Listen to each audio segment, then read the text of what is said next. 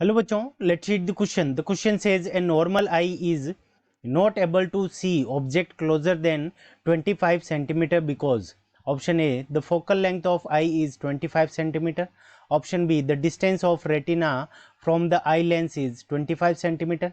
Option C, the eye is not able to decrease the distance between eye lenses and retina beyond a limit. Option D, the eye is not able to decrease the focal length beyond a limit. ठीक है बच्चों. सो इस question के अंदर हमें क्या given है कि हमें क्या पूछा है कि हम 25 सेंटीमीटर से जो पास की जो चीज़ है उसको देख नहीं पाते, इसका रीज़न क्या है. ठीक है बच्चों.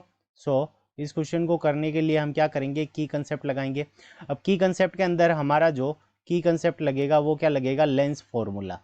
ठीक है बच्चों. क्योंकि आईज के अंदर हमारा क्या होता है, कॉनकेव लेंस होता है, तो लेंस फॉर्मूला को हम यूज़ करके इस क्वेश्चन को सॉल्व करेंगे. क्योंकि हमारी जो इमेज फॉर्मेशन होती है वो रेटिना के ऊपर होती है, तो यहाँ पे वो जो इमेज फॉर्मेशन का पॉइंट है वो तो फिक्स है. तो हमारी जो लेंस फॉर्मूला हो जाएगा वो क्या होता है, 1/v minus 1/u is equals to 1/f. ठीक है बच्चों. 1/v minus 1/u is equals to 1/f.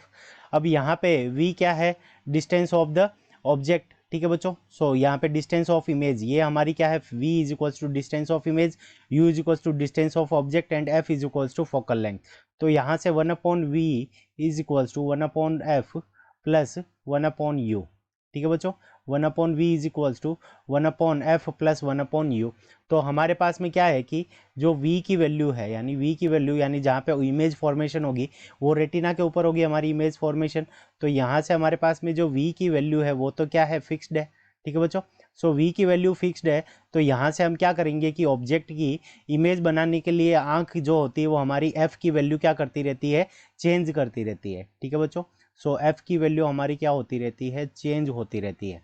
So f की वैल्यू चेंज होती रहती है, उसके अकॉर्डिंग हमारा इमेज बनती है. तो अब देखो, अगर मान लो हमारा ऑब्जेक्ट इन्फिनिटी पर है तो ये हमारी आई लेंस हो गई, आई लेंस, और यहाँ पे हमारा ये रेटिना हो गया. ठीक है.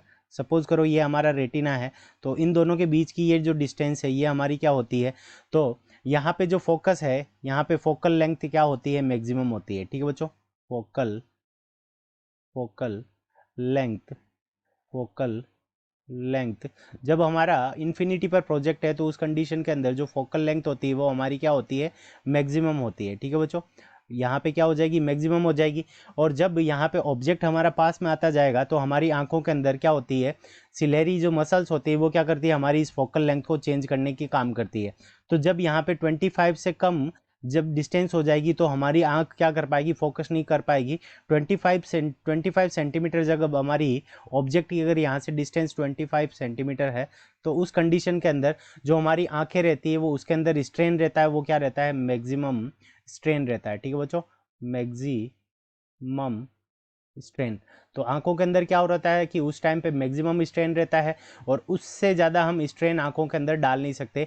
यानी जो सेलेरी जो मसल्स होती है जो हमारी फोकस लेंथ को चेंज करती है तो वो ज़्यादा उसको स्ट्रेन नहीं कर पाएंगे.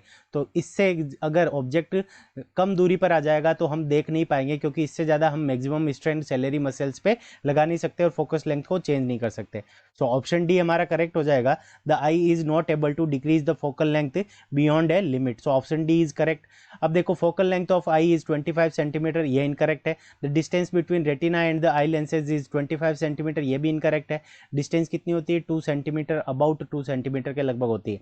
The eye is not able to decrease, तो डिस्टेंस आई लेंस और रेटिना के बीच में कभी भी डिस्टेंस डिक्रीज नहीं होती, तो ये भी हमारा इनकरेक्ट है. सो option D is the correct answer of this question. I hope you understood it well. Best of luck. Thank you.